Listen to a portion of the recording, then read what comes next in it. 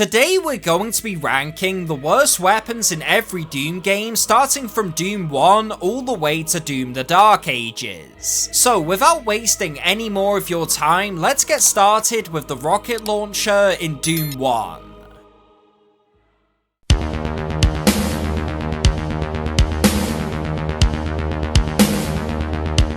Now, I already know what you're thinking. The rocket launcher is a great weapon. It can instantly kill most of the enemies and makes the two bosses in the game significantly easier. However, when you really break down the pros and cons of the rocket launcher, the problems really stick out like a sore thumb. First of all, the splash damage associated with the rocket launcher is so incredibly high to the point where I almost feel completely discouraged in using it at the fear of destroying a run.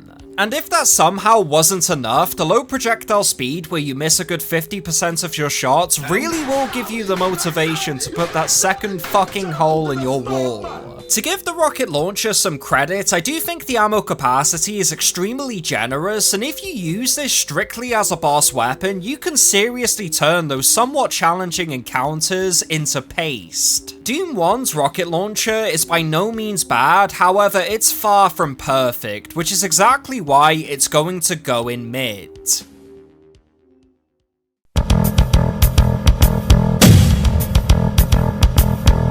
Okay, so this is most definitely going to be a hot take, but the chainsaw in Doom 2 seriously was a huge disappointment. The chainsaw in these games has always been treated like a fodder cleaner, which allows you to reserve ammo on your other weapons to use on the higher level demons. This creates a lot of strategy with the chainsaw and makes it one of the most useful tools in Doom Guy's arsenal, in theory. However, what the chainsaw really is in Doom 2 is a low DPS last resort tool which can only really be used on lower level fodder and maybe caca demons if you're lucky. I was really conflicted on whether I should put the fist here. However, the Berserk power-up pretty much turns the fist into fucking Spartan Rage, so I couldn't in good faith. The chainsaw in Doom 2 can be decently fun, which adds a little bit of strategy to the various runs, however, it's just not as effective as I want it to be. So, for all of those reasons, I'm going to put the chainsaw in disappointing.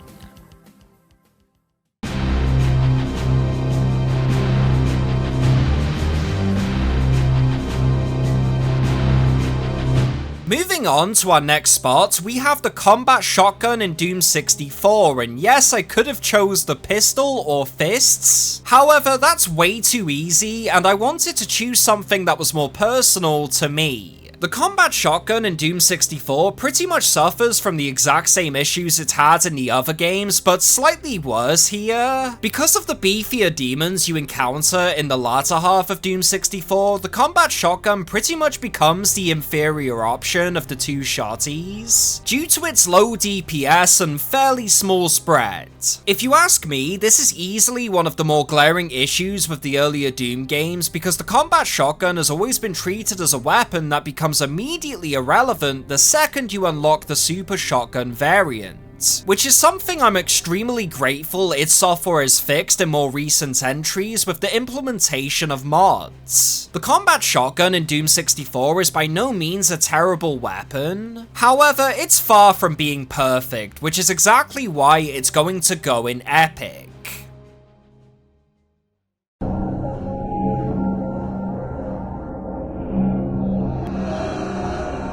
Let's move on to Doom 3, and for this spot I'm going to put the flashlight. The flashlight is one of the more unique and cooler additions to Doom Guy's arsenal because it's not only exclusive to Doom 3, but also adds to the atmosphere of this pretty intense game. Doom 3 has always been shrouded in controversy due to its approach in more atmospheric horror gameplay, and the flashlight really does go all out in that design decision by quite literally giving you a tool to navigate the darkness. Unfortunately, due to technical limitations, its software couldn't allow you to use both a flashlight and a gun at the same time, which is where most players' frustrations stem from. Honestly, for an opening weapon, I do find the flashlight to be a fairly decent weapon considering how strong the melee damage is and the vulnerability you feel while using it. However, once the novelty wears off, the flashlight begins to feel more like a nuisance that can make navigation feel oftentimes obtuse and annoying, which is exactly why it's going to go in mid.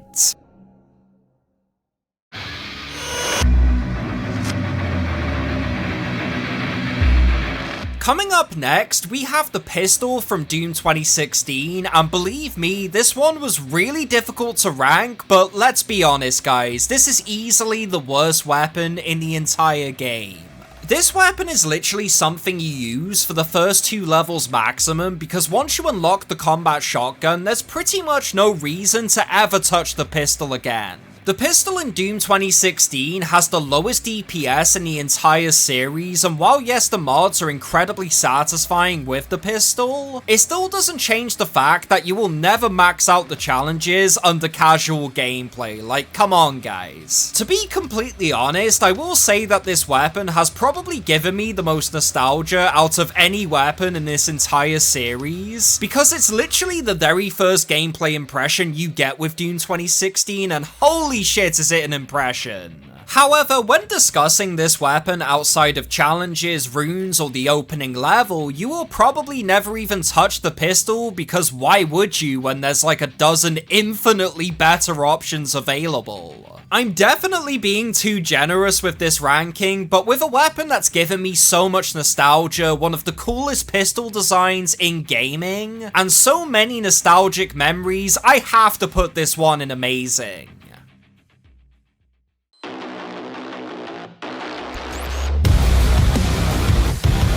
Doom Eternal's spot was incredibly hard to rank because almost all of these weapons are perfect and have their own situational uses. However, after thinking long and hard, I genuinely do think the Unmaker is the worst weapon in this game.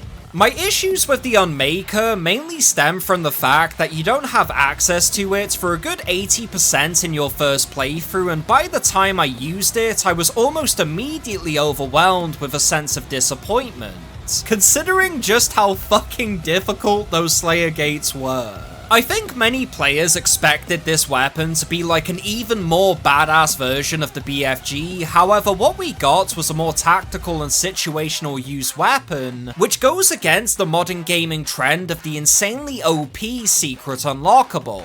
If you ask me, I wouldn't say there's any enemy in this game outside of maybe the Cyber Demons and Doom Hunters where this weapon feels strictly necessary. The BFG is a far superior weapon in almost every single way because not only are the situational uses more consistent and appropriate for that variant, I just think it's infinitely more fun and badass in every single way. In my opinion, where the Unmaker truly shines in Doom Eternal is easily in the Ancient God DLCs, because the more difficult enemy types makes this a more consistent and reliable option, especially on the spirits. This is easily one of the most misunderstood weapons in the entire series, because instead of being a jack-of-all-trades weapon, it's simply an optional tool which makes some of the more difficult demons a little easier to manage. So, for all of those reasons, I'm going to put the Unmaker in Ultimate.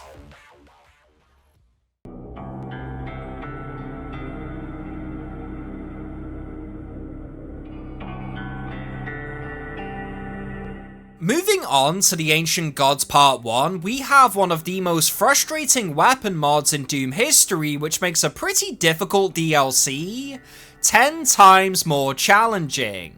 I think most people would agree with me when I say that the spirits in Tag 1 are easily one of the worst additions to the demon roster in Doom history, because the only way you can take them out is by embracing your inner Ghostbuster to tear them to shreds. The problem with this is that it requires the use of the microwave beam, which slows your movement down to 50%, which is just absolutely unbearable in this kind of gameplay. In all honesty, I don't think I used a microwave beam a single time during Doom Eternal's campaign, and the fact that this mod is completely essential in taking out the most difficult enemy and boss in this entire series seriously is an offense.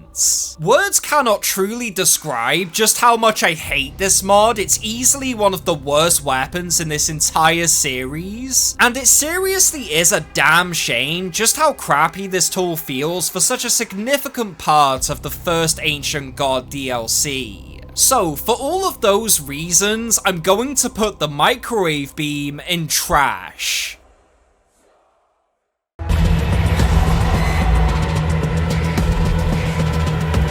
So this one is most definitely gonna get me into a little bit of controversy, however I have to voice my opinion. Because the Sentinel Hammer in the Ancient Gods Part 2 seriously is something I'm still conflicted on to this day. Now, before I continue, I'd like to say that the weapon itself isn't what I take issue with. It's more so about how it's used in the context of this DLC and how it's integrated into the Dark Lord boss fight. The Sentinel Hammer in Tag 2 is basically an upgraded version of the chainsaw that immediately replenishes all ammo and health, which makes this one of the most overpowered tools in Doom history. I absolutely love the design for this hammer, and the way it flows into the gameplay loop is so seamless it's downright criminal. However, the reason I decided to put the Sentinel Hammer on this list is simply because of how much the Dark Lord boss relies on it. This fight was already bad enough by being a supersized marauder with some incredibly frustrating mechanics, but what makes it all the more worse is the fact that the Sentinel Hammer just capitalizes on a stun lock instead of contributing towards the fight in any interesting way. I honestly believe Horde mode uses the Sentinel Hammer in a far more rewarding and interesting way, because in Tag 2 it genuinely feels so overpowered to the point where it removes any potential difficulty in Amora and Reclaimed Earth. I'm fully aware this is a controversial take, however I just have to be honest and say that it's an epic tier weapon in my opinion.